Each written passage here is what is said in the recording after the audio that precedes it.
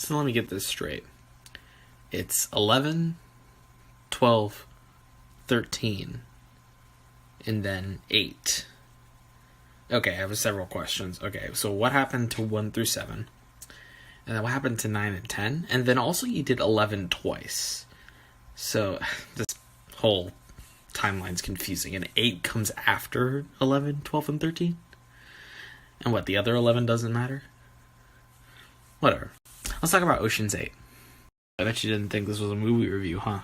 Yeah, I'm in my room because I just got out of Ocean's 8. And it's like midnight. I'm not going to stay in the parking lot at like midnight and do the movie review. Because this man's got to sleep. Man doesn't want to get mugged. But I saw Ocean's 8. It's pretty good. They have the whole ensemble thing going on with the cast, and it works really well here. I mean, you got some solid talent. You got Sandra Bullock, Cate Blanchett, Helena Bonham Carter. You got some newcomers like Awkwafina and Rihanna to the acting scene, and we also got like Anne Hathaway's in there, not like a newcomer. That was one of the old timers. But yeah, so much talent going on, and no one really overshadows anyone else, even though Sandra Bullock is supposed to be like the main character. Like, everyone really works off of each other really well, and it's pretty good.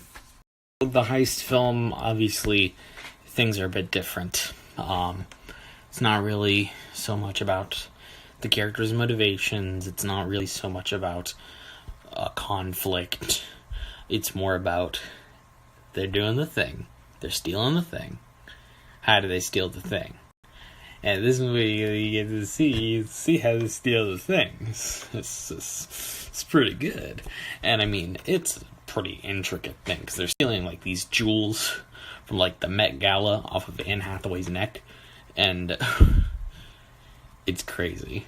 Like, heist films are always crazy, but this was pretty crazy. You did get some of the character motivation from a lot of the characters. Some of the characters' motivation is just money, get the money from doing the thing. And that's okay, because it's a heist movie. But then some characters like Anne Hathaway's character and Sandra Bullock, they have like real, like, tangible motivations. Especially Sandra Bullock, because she's like the ocean of the oceans thing. She's like Danny Ocean's sister or something, and so there's sort of a motivation there. And this motivation, this sort of mix of character depth and the fun heist stuff, it's pretty good. And this movie's just funny, man. There's so much stuff in this movie that happens that just had me laughing like so hard. Like, it's all spoiler stuff, but like, there's some stuff that happens and you're like, why are they doing that? And then it comes back later and it's hilarious. Stuff like that. This is why I live for movies, just, cinema. Oh man. Before I give this movie a score, I have to address the elephant in the room. Well, there's 2 elephants in the room. One of which I'll be addressing after. But the first one is Mindy Kaling, who is in this movie in a starring role. And as you know, she was also in A Wrinkle in Time as Mrs. Who. And I, as some of you may know, I did not give A Wrinkle in Time a very positive review. But I really liked Mindy Kaling's role in this movie. I thought she brought a sort of certain edge to the entire ensemble. And so I'm going to be giving my first Actress Redemption Award of the year to Mindy Kaling from A Wrinkle in Time to Ocean's 8. You did good. Overall, this movie, I'd say it's just plain good. I mean, if you're not into heist movies, maybe don't go see it, but I think it's a perfectly serviceable heist, and it's a pretty enjoyable comedy, so if that's all you care about, you can dip right now, but I have some other stuff to talk about. So, Fat Albert Part 2. I'm sorry to say, guys, that Fat Albert Part 2 is not going to happen.